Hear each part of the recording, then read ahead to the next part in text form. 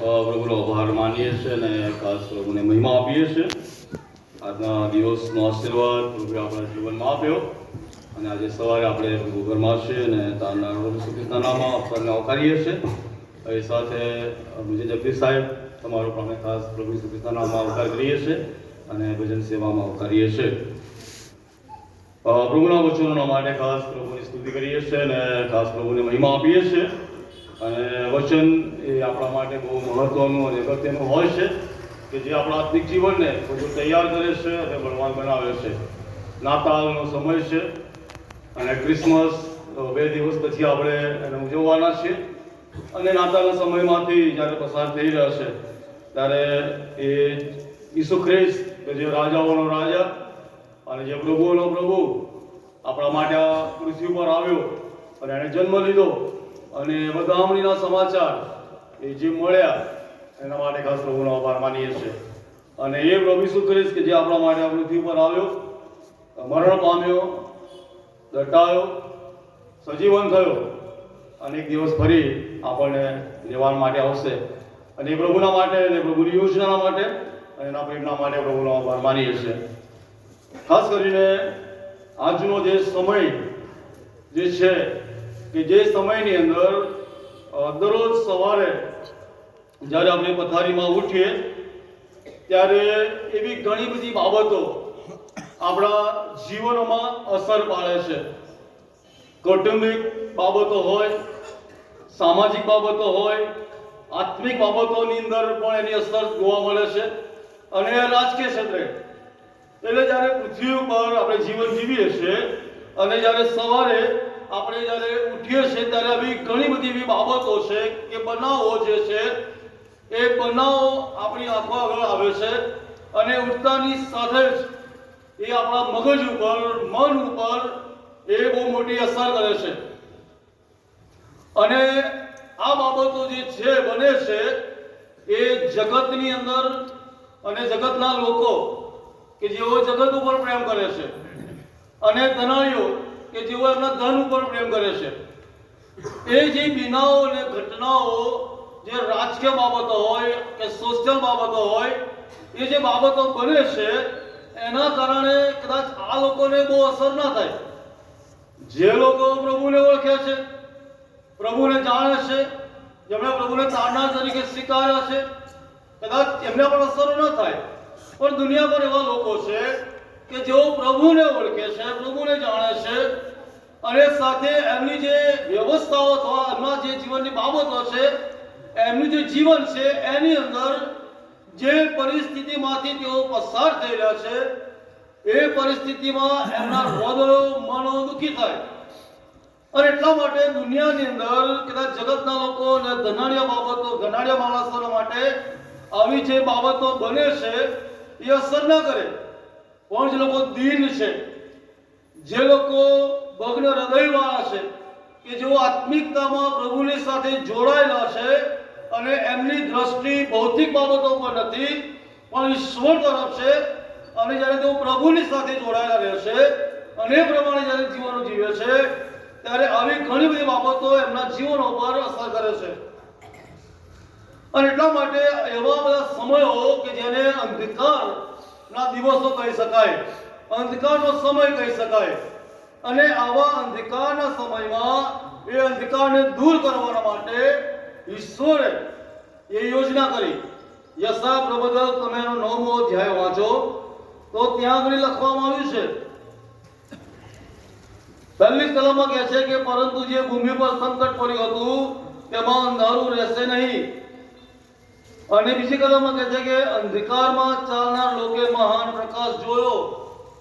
એટલે જે અંધકારભરી પરિસ્થિતિ છે એ પરિસ્થિતિમાં લોકો રહે નહીં એ માટે ઈશ્વરે એ વ્યવસ્થા કરી. અને એટલા માટે જે યશાયા પ્રવચન 61મો અધ્યાય આપણે વાંચ્યો ત્યાં લખવામાં આવે છે કે પ્રભુ યહોવાનો આત્મા મારા પર છે કારણ કે દીનોને વધામણી કહેવા સારું યહોવાએ મને અભિષેક કર્યો છે. જે પૃથ્વી પર જે બાબતો બની રહી છે એમાંથી જે અંધકારભરી બાબતો છે એમાંથી અજવાળા તરફ આપણે આવીએ અને આપણું જીવન અજવાળા સમાન બને એ માટે બાઇબલ કહે છે કે યહોવાનો આત્મા એ મારા પર આવ્યો અને દિન લોકોને વધામણી કહેવા સારું ઈશ્વરે મને અભિષેક કર્યો. યશાયા પ્રબોધકને એવું કહેવામાં આવે છે કે એના જે પુસ્તકો છે એ 66 પુસ્તકો એ બીજો એક નવો કરાર છે કે જેમાં પ્રભુ ઈસુ ખ્રિસ્તના જન્મની વાત છે, મરણની વાત છે, ઉત્થાનની વાત છે અને એને મિની એટલે કે નાનું બાઇબલ કહેવામાં આવે છે, નવો કરાર કહેવામાં આવે છે, એક બાઇબલ તરીકે જોવામાં આવે છે. અને યશાયા 59, 60 અને 61 અધ્યાય જો તમે વાંચો તો ત્યાં ઘડી ઇઝરાયલની જે પરિસ્થિતિ છે એના સંબંધમાં વર્ણન કરવામાં આવ્યું છે. 59માં અધ્યાયમાં કહે છે કે યહોવાનો હાથ એટલો ટૂંકો થઈ ગયો છે કે આપણને મદદ ના કરે, એનો કાન એટલો મંદ થઈ ગયો છે કે તે આપણું સાંભળે નહીં, અને શા માટે એ આપણી પ્રાર્થનાઓ ઈશ્વર સુધી પહોંચતી નથી એની તે વાત લખવામાં આવી છે. અને લખવામાં આવ્યું છે કે તમારા પાપ એ ઈશ્વર અને આપણી વચ્ચે બીજ સમાન, દિવાલ સમાન છે.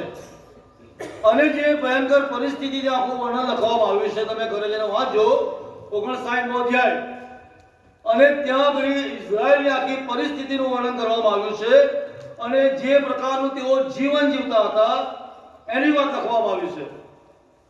અને ત્યારબાદ 60માં અધ્યાયમાં કહે છે કે ઉઠ અને પ્રકાશિત થા, અને 61માં અધ્યાયમાં કહે છે કે વધામણીના સમાચાર કહેવાના માટે પ્રભુનો આત્મા મારી પાસે આવ્યો છે. એટલે 59મો અધ્યાય, 60મો અધ્યાય અને જે 61મો અધ્યાય છે ત્યાં આગળ લોકોના ભાવિ જીવનના માટે એમનું તારણ થાય, એમનું ઉદ્ધાર થાય. 59મા અધ્યાયમાં જે પ્રકારનું એમનું જીવન જીવી રહ્યા છે એમાંથી તેઓ ઉઠે, પ્રકાશિત થાય અને જે વધામણીના સમાચાર કહેવા માટે પ્રબોધક આવ્યો છે એ આનંદના સમાચાર એમના સુધી પહોંચે.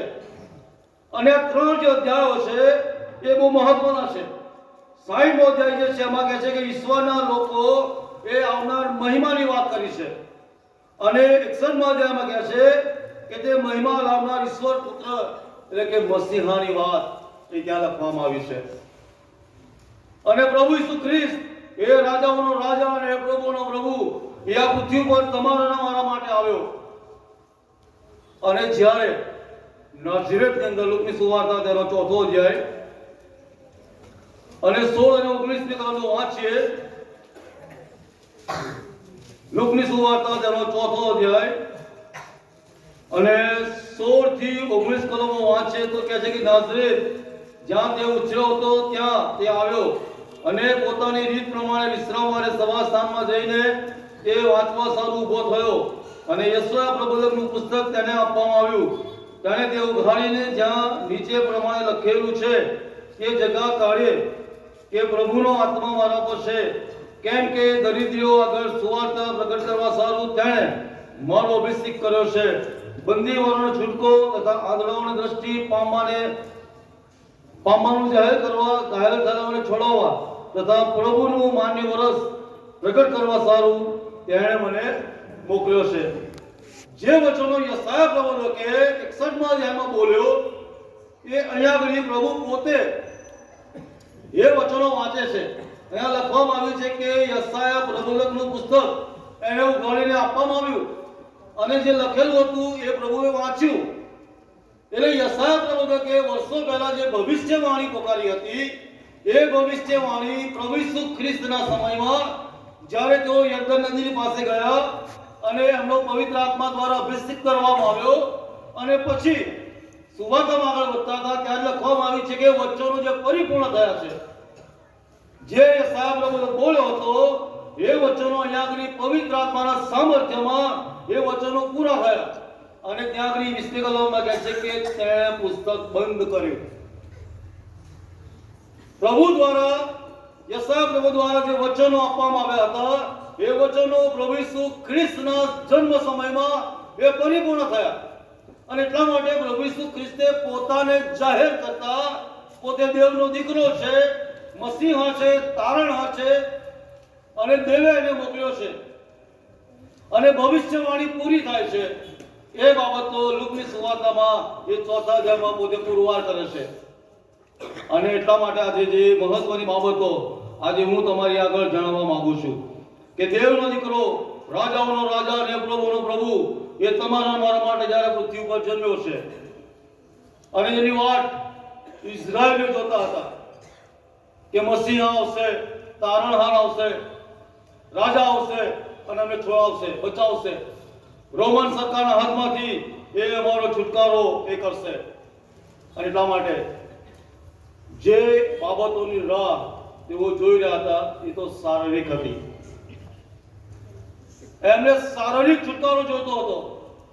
રાજાના હાથમાંથી એમને છૂટવું હતું, એ ગુલામી તળે એમને રહેવું નહોતું. પણ ખ્રિસ્ત જેના માટે આવ્યો હતો એ તો પાપની ગુલામીમાંથી છોડાવવા માટે આવ્યો હતો. અને એટલા માટે તમે જુઓ, બાઇબલ વાંચો તો કહે છે કે લોકોએ નકાર્યો, પોતાના લોકોની પાસે આવ્યો અને કહ્યું, પણ છતાં બાઇબલ કહે છે કે પોતાના લોકોએ નકારી નાખ્યો. અને એટલા માટે મહત્વની બાબતો, દેવનો દીકરો એ જ્યારે પૃથ્વી પર આવ્યો છે ત્યારે જે વધામણીના સમાચારો લઈને આવ્યો છે એ તો વધામણીના સમાચારો કયા કયા છે? તો યશાયા પ્રબોધક આપણને બાબતો સમજાવે છે. એમાં જે પહેલી બાબત છે કે દીનોને વધામણી કહેવા માટે આવ્યો. દીન લોકો, ગરીબ લોકો કે જેઓ કદાચ આર્થિક રીતે નબળા છે, કે જેઓ આર્થિક રીતે સદ્ધર નથી, એવા દિન લોકો કે જેઓ સામાજિક દબાયેલા છે, સમાજના બોજ તળે દબાઈ ગયેલા છે, એવા દિન લોકો કે જેઓ નાણાકીય રીતે આર્થિક સમસ્યાઓનો સામનો કરી રહ્યા છે. અને એવા ઘણી બધી બાબતોના સંકટમાં એવા લોકો સપડાયેલા છે, કે ચડાયેલા છે, દબાયેલા છે. તેઓના માટે પ્રભુનું વચન કહે છે કે તેઓ દીનોને વધામણી કહેવા સારું એ આવ્યા છે. આત્મામાં જેઓ રાખશે તેઓને ધન્ય છે. આત્મામાં જેવો રાખશે, નમ્ર છે, દીનો છે, તેઓના માટે પ્રભુ આવ્યો છે. બીજી બાબત કહે છે કે ભગ્ન હૃદય વાળાઓને સાજા કરવા માટે આવ્યો છે. જે લોકોના હૃદયો ભંગિત થઈ ગયા છે, દુઃખી થયેલા છે. આજના સમયમાં ખાસ કરીને મહેશભાઈ એનો પરિવાર, એમના કુટુંબમાં જે મરણનો પ્રસંગ બન્યો, પ્રભુના સેવિકાએ પ્રભુની પાસે ચાલે ગયા. અને ચોક્કસ મરણ એક એવો સમય છે કે જે આવા હૃદયોને ભંગિત કરી દેશે. લેફ્ટનન્ટ જયંતિલાલ અને પન્નાભાઈ ઘણા બધા ઓળખતા હશે. એ લોકો મુસાફરી કરી વેકેશનમાં આવ્યા હતા અને અકસ્માત થયો ભેળાગળી. અને બંને લેફ્ટનન્ટ અને એમના વાઈફ, એમની દીકરી નાની, ત્રણે ત્યાં મરણ પામ્યા. અને જે મરણ પામ્યા એનો જે આઘાત હતો એમના માતા પિતાને એટલો બધો લાગ્યો કે જીવનના છેલ્લા શ્વાસ સુધી એ લોકો એમાં જ રહ્યા કે મારો દીકરો, મારો દીકરો, મારો દીકરો. મારો પડોશી તમારો ભય થાય, લેફ્ટનન્ટ જયંતિલાલ અને પન્ના. એટલે કહેવાનો મતલબ છે કે મરણ એક એવો ભાગ છે કે જે આપણા હૃદયોને ભંગિત કરી નાખે છે, દુઃખી કરી નાખે છે, નિરાશ કરી નાખે છે. કારણ કે જે સગું વાલું જે આપણી સાથે રહે છે, વર્ષો આપણી સાથે વિતાવે છે, અને એકદમ જ્યારે આપણે છોડીને ચાલી જાય છે ત્યારે ચોક્કસ એ વેદનાઓ થાય છે, હૃદય રડે છે, દુઃખી થવાય છે. કેમ કે હવે પૃથ્વી પરના સમયમાં મળવાના નથી. હવે મહેશભાઈ રેગીના બૂમ પાડશે ઘરમાં, પણ સાંભળશે નહીં. કોણ જવાબ આપશે? એટલે ચોક્કસ બાબત છે કે જ્યારે પૃથ્વી પર આપણે જીવન જીવીએ છીએ ત્યારે મરણની જે અવસ્થા છે એ મરણની અવસ્થાના સમયમાં આપણું હૃદય એ ભંગિત થાય છે. અને સાથે દુનિયાની બાબતો તમે જુઓ, આજે સવારે ઉઠીને ન્યૂઝપેપર ખોલો તો શું તમને જોવા મળશે? કોઈ જગ્યાએ સારું વાંચવાનું નહીં મળે. ટીવી ચેનલ ઓન કરો ન્યૂઝની, ત્યાં પણ તમને કશું સારું જોવા નહીં મળે. એટલે કહેવાનો મતલબ છે કે દુનિયાની અંદર જે બાબતો બની રહી છે એના કારણે માણસ આજે ભંગિત છે, દુઃખી છે. જગતની બાબતોથી, જગતમાં બનતી બાબતોથી, આતંકવાદથી, ભ્રષ્ટાચારથી, મોંઘવારીથી અને એવી ઘણી બધી બાબતો બની રહી છે જેના કારણે માણસ આજે ભંગિત છે, દુઃખી છે. એની આંખોમાં બે આંસુ છે. યુરોપના કોઈ મેગેઝિને એવું લખેલું હતું, એણે કહ્યું કે જાણે દુનિયાનો અંત આવી રહ્યો છે. જે બાબતો દુનિયા પર બની રહી છે, જેના કારણે માણસ ભંગિત થઈ ગયો છે, દુઃખી થઈ ગયો છે, બાબતો જ્યારે એને વાંચી હોય ત્યારે એ પ્રમાણે કહે છે કે જાણે દુનિયાનો હવે અંત આવી રહ્યો છે. અને અમેરિકામાં એક ન્યૂઝ ચેનલ એ પ્રમાણે કહ્યું કે આજે સમાચારોમાં કંઈ જ સારું નથી હોતું, એ જોઈને તો દિવસ બગડે છે. એટલે વિચારો કે સમાચારની અસર માણસને કેટલી બધી થાય. એ ન્યૂઝ જ્યારે આપણે જોઈએ છે કે જેની અંદર બધી ખતરનાક બાબતો હોય છે, ખૂન, મરકી, ચોરી, લૂંટફાટ. આજે ડફેરાની બીક છે નહીં, આપણે બધા ભયભીત થઈ ગયા છે. ક્યાંક જવું હોય તો પૂરેપૂરી સાવચેતી સાથે. એટલે દુનિયાની અંદર એવી બધી બાબતો બની રહી છે કે જેના કારણે આજે લાખો લોકો ભંગિત હૃદયો સાથે, દુઃખી હૃદયો સાથે જીવી રહ્યા છે. અને એમાં મરણનો જે અવસર છે એ બહુ જ મોટો ઘા આપનારો છે. પણ બાઇબલ આપણને જે કહે છે પ્રમાણે 1 થેસલોનિકા અને તેનો 4થો અધ્યાય અને 13 થી 18 જ્યાં લખવામાં આવ્યું છે કે મરણ પછીના જીવનની વાત એ બાઇબલ આપણને કહે છે. જે વાલાઓને આપણે ગુમાવ્યા છે, જે સ્વજનોને આપણે ગુમાવ્યા છે, કે જે આપણે પૃથ્વી પર હવે ફરી મળવાના નથી, પણ જ્યારે પ્રભુ પુનરાગમન બીજા વખત જ્યારે પ્રભુ ફરીવાર આ પૃથ્વી પર આવશે એના લોકોને લેવા માટે, ત્યારે બાઇબલ આપણને કહે છે કે ભાઈઓ, ઊંઘી ગયેલા વિશે તમે અજાણ્યા રહો એવી મારી ઈચ્છા નથી. બીજા માણસો કે જેઓને આશા નથી એવાની પેટે તમે વેદના કરો. એટલે કહેવાનો મતલબ છે કે પ્રભુ જ્યારે મરણમાંથી ઉઠ્યો છે ત્યારે એના ઉપર વિશ્વાસ કરનારા લોકો પણ એ દિવસે ઉઠશે. અને એટલા માટે પ્રભુ ઈસુ ખ્રિસ્ત દુનિયા પર આવ્યો, મરણ પામ્યો, સજીવન થયો અને એક દિવસ આવવાનો છે ખાતરી સાથે કે જે બન્યું છે એ મરણની ક્રિયા, એ ઉત્થાનની ક્રિયા એ તમારા જીવનમાં પણ બનશે. મરણ પણ આવશે અને હું જ્યારે આવીશ તો તમે સજીવન પણ કરીશ. યોહાન પણ કહે છે, પાઉલ ઘણા બધા પત્રોમાં એ પુનરુત્થાનની વાત આપણને સમજાવે છે. અને એટલા માટે બીજી જે બાબત છે કે પ્રભુનું વચન આપણને કહે છે કે ભગ્ન હૃદયવાળાને સાજા કરવાના માટે જીવનમાં ગમે તેવા સંજોગો, પરિસ્થિતિ આવે, આપણે દુઃખી, નિરાધાર થઈએ, પણ જ્યારે ખ્રિસ્ત પર વિશ્વાસ કરીએ છીએ ત્યારે પ્રભુ આપણને બળ અને સામર્થ્ય પૂરું પાડે છે. ઘણી કલમો છે, હું ત્યારે વાંચતો નથી, સમયનો અભાવ, કાંક પ્રોગ્રામ છે. અને એટલા માટે બાઇબલ આપણને ઘણી બધી બાબતો સમજાવે છે. હાંડની વાત, એ પોતાના દીકરાના માટે, પોતાને સંતાન મળે માટે દુઃખી હૃદય સાથે પ્રભુની આગળ નમે છે અને પ્રાર્થનાઓ કરે છે અને પ્રભુની આગળ વિનંતી કરે છે. અને આપણે જાણીએ છીએ કે એના હૃદયને પ્રભુએ સાજું કર્યું, એને પ્રભુએ દીકરો આપ્યો સામસોન, કે જેનું બળ ચાલી ગયું છે. અને હવે પ્રભુની પાસે દુઃખી હૃદય સાથે કહે છે પ્રભુ તારું સામર્થ્ય આપ, છેલ્લી વાર. અને પ્રભુ એને સામર્થ્ય આપે છે, પરાક્રમ સર્જાય છે. બાઇબલમાં ઘણા બધા દાખલાઓ છે કે જ્યાં આગળ આપણે જોઈએ છે કે પ્રભુ એનું સામર્થ્ય આપે છે. ભંગિત હૃદયવાળાઓને, દુઃખિત હૃદયવાળાઓને પ્રભુ એ સાજા કરે છે, પ્રભુ સામર્થ્ય આપે છે. આપણા જીવનોમાં આવતી બધી જ પરિસ્થિતિઓમાં પ્રભુ કહે છે હું તમારી સાથે છું, હું તમને મૂકીશ નહીં ને હું તમને સજીશ નહીં. અને એટલા માટે આજે સવારે અહીંયા પ્રભુનો સેવક વર્ષો પહેલા પ્રભુ ઈસુ ખ્રિસ્ત આપવાનો છે.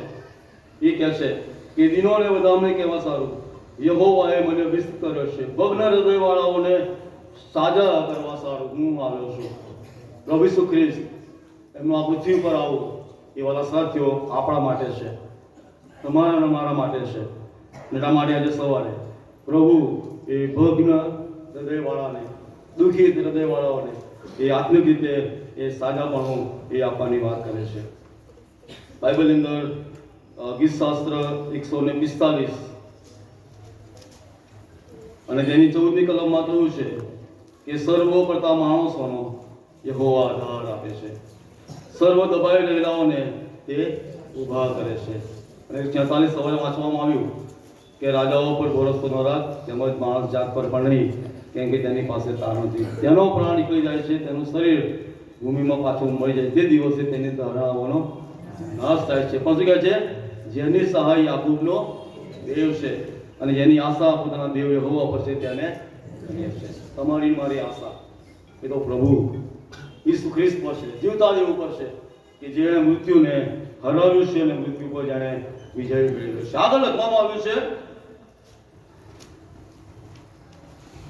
બંદીવાનોને છુટકારા ની કેદીઓને કેદખાનું ગળવાની ખબર પ્રસિદ્ધ કરવા સારું યહોવાએ માન્ય કરેલું વર્ષ, આપણા દેવના પ્રતિકારનો દિવસ પ્રસિદ્ધ કરવા સારું, સર્વ શોક કરનારાઓને દિલાસો આપવા સારું.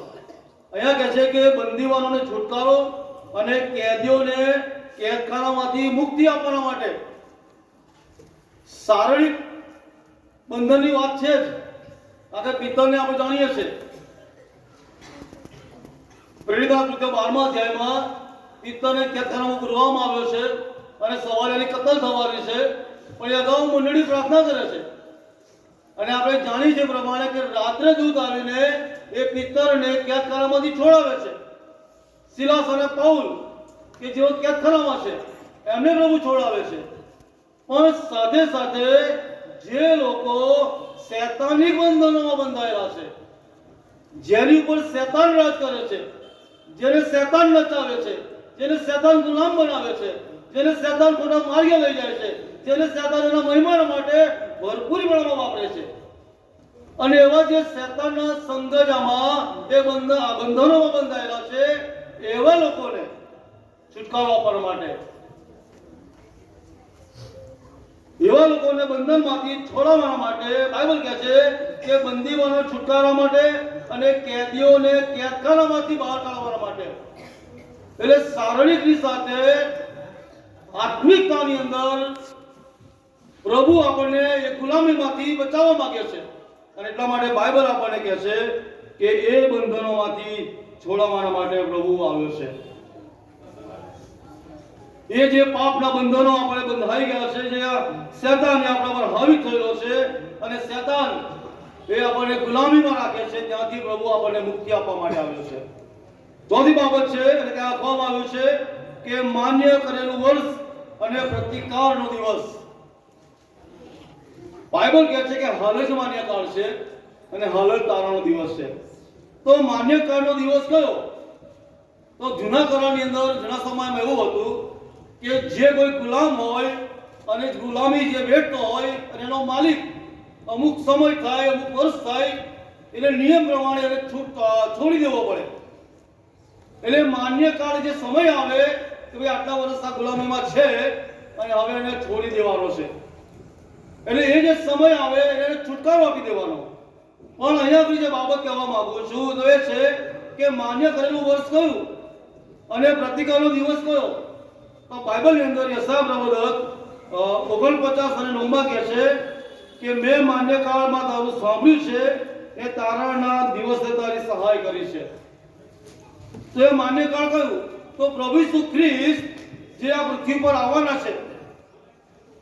અને પ્રતિકારનો દિવસ કયો? તો ન્યાયનો દિવસ. પ્રભુ ઈસુ ખ્રિસ્ત એ તમને ને મને તારણ આપવા માટે આવ્યા છે, છુટકારા માટે આવ્યા છે. અને એટલા માટે પાઉલ કહે છે કે હાલ જ માન્ય કાળ છે. પ્રભુ ઈસુ ખ્રિસ્ત માન્ય કાળમાં આવ્યા છે, એ છુટકારાના માટે આવ્યા છે, પાપોની માફીના માટે આવ્યા છે. અને એટલા માટે મહત્વની બાબત છે કે હાલ જ માન્ય કાળ છે, હાલ જ તારણનો દિવસ છે. અને પ્રભુ ઈસુ ખ્રિસ્ત તમને ને મને એ એના માન્ય કાળમાં એ જે સમયમાં આવ્યો છે એ સમયમાં તમને ને મને પાપથી છોડાવે છે.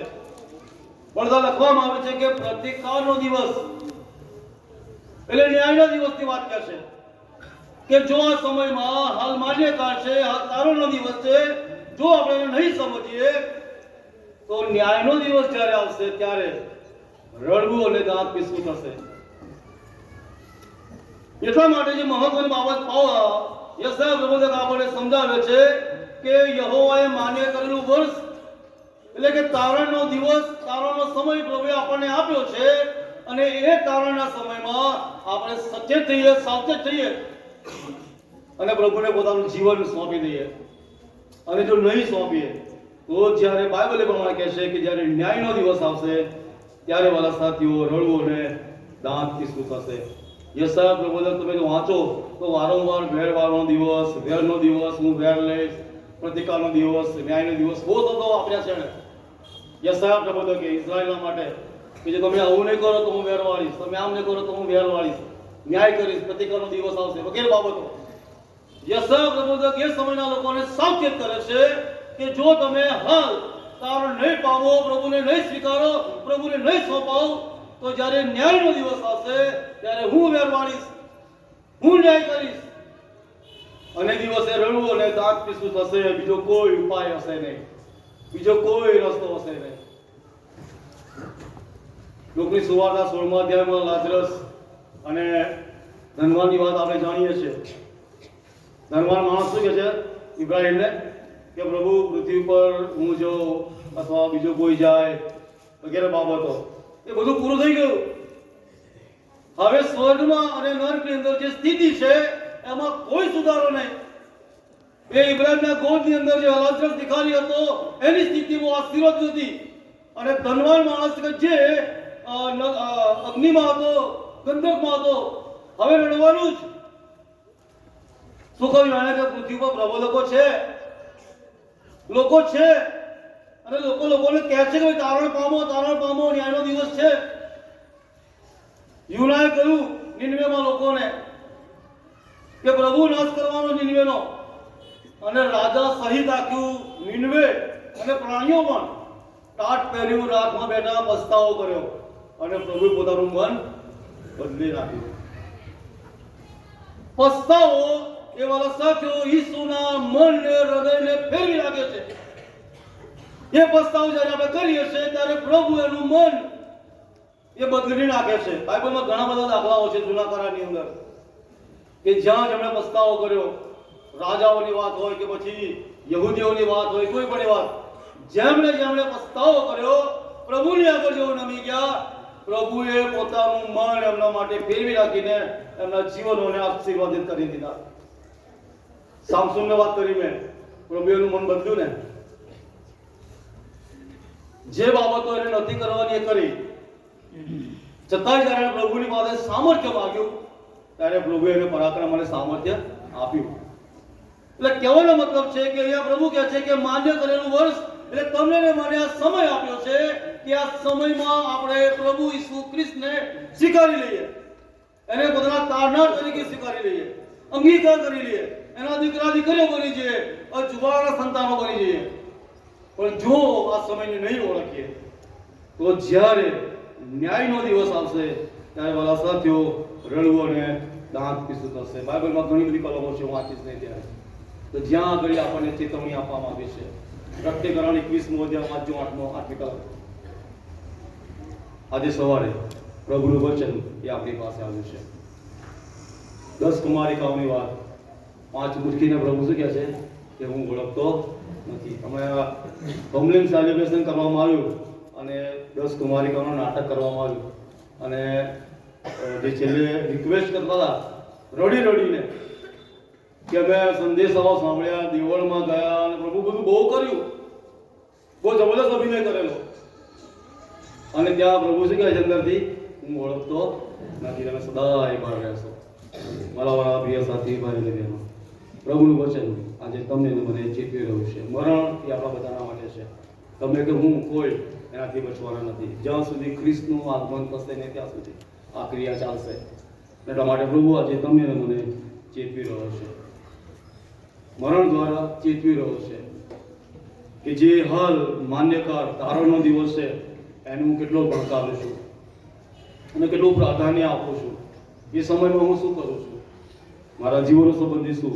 આજે વાલા સાથીઓ પ્રભુ તમે મને પડકાર આપી રહ્યો છે. પૂરું કરીશ.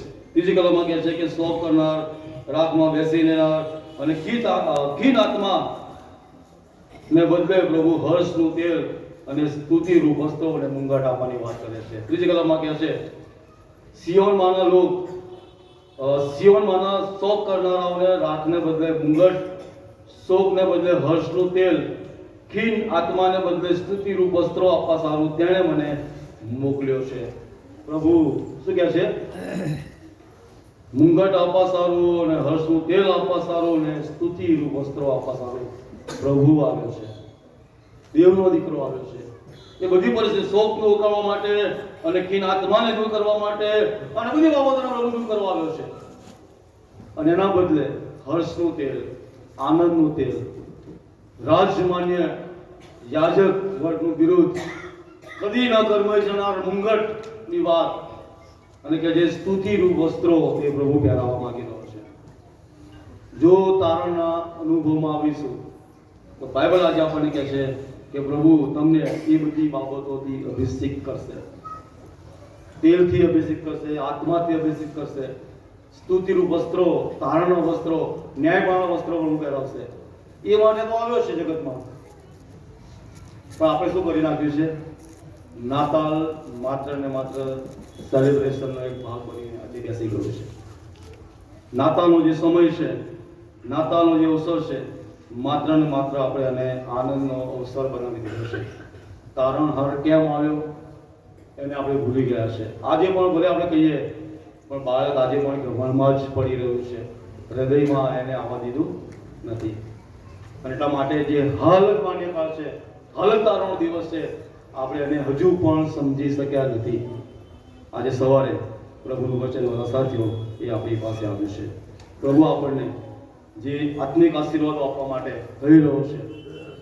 અહીંયા લખવામાં આવે છે પ્રબોધક સ્વાધ્યાયમાં જે પ્રમાણે લખ્યું છે પ્રમાણે કે પ્રભુ આપણને શું આપવા આવી રહ્યો છે, શું આપવા માંગે છે અને શું આપશે. આ બધી બાબતો પેલા સાથીઓ યશાયા પ્રબોધક આપણને કહે છે. પણ જો આપણે ગાફેલ રહીશું તો વાલા સાથીઓ આપણા માટે ન્યાયનો દિવસ ઓચિંતો જ આવી પડશે. 18 માણસો પર દૂર જ પડ્યો. લોકની સુવાર્તાની અંદર 6 અધ્યાયમાં વાંચીએ છીએ. સમય ના મળ્યો, તક ના મળી.